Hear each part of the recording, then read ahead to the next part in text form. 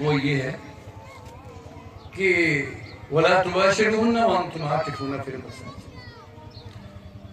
ہندو، عیسائی، یہودی وہ دنیا ترک کرتے ہیں ان کے مذہب میں۔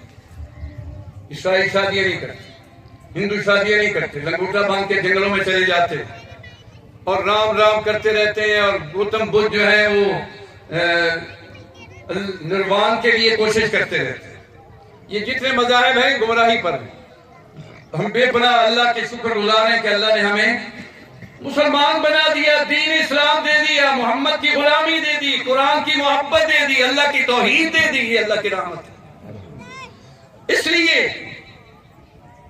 اللہ نے کہا بھئی آپ نے دنیا نہیں چھوڑنی، لا تنسى نصیبک من الدنیا، دنیا میں جو تیرا حصہ ہے وہ نہ بھلا دینا۔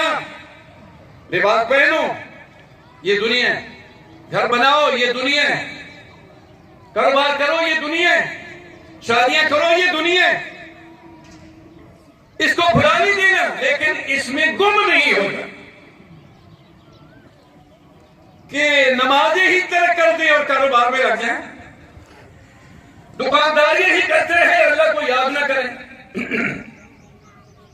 اپنے آپ کو گم نہیں کرنا دنیا میں کہ اللہ کو بھلا ہی دیں، نمازیں ہی بھلا دیں، روزے ہی بھلا دیں، یہ نہیں کرنا۔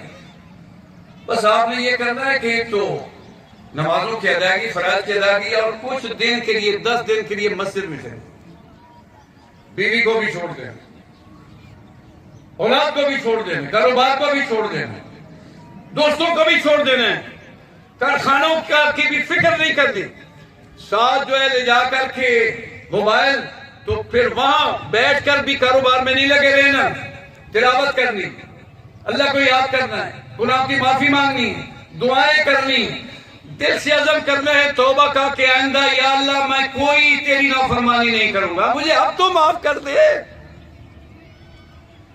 میرے اب تو گناہ جو ہے جانے دے۔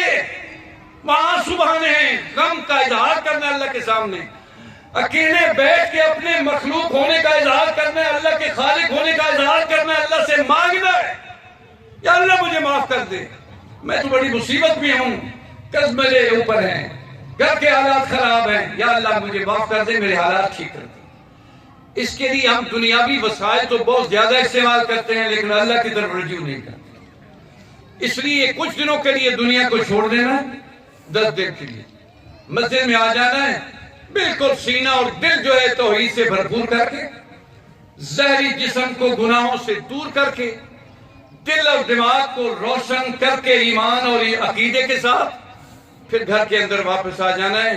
بیوی سے اگر جھگڑا لڑائی ہے اس کو بھی معاف کر دینا، اولاد اگر جو ہے نافرمان ہے کچھ اس کو بھی معاف کر دینا ہے۔ اور ایک نسخہ میں اپنے اختتام خطبہ کے اوپر کہتا ہوں، ایک آدمی نے اگر آپ کو 100 دفعہ تکلیف پہنچائی، آپ اپنے آپ کو ٹھیک رکھنے کے لیے 100 دفعہ ہی اس کو معاف کر، آپ کبھی ڈپریشن، ذہنی پریشانی اس کا شکار نہیں ہوں گے، آپ خوش باش رہیں گے۔ 100 دفعہ بھی کوئی تکلیف پہنچائے اس کو معاف کر دے، کیونکہ اللہ معاف کر دینا، معاف کر دینا اللہ کی صفت ہے۔ ہم انتقام نہیں لینا کسی سے، یہ سوچنا ہے۔ اللہ تعالیٰ مجھے بھی آپ سب کو بھی توفیق عطا فرمائے، عمل کی نیکی کی۔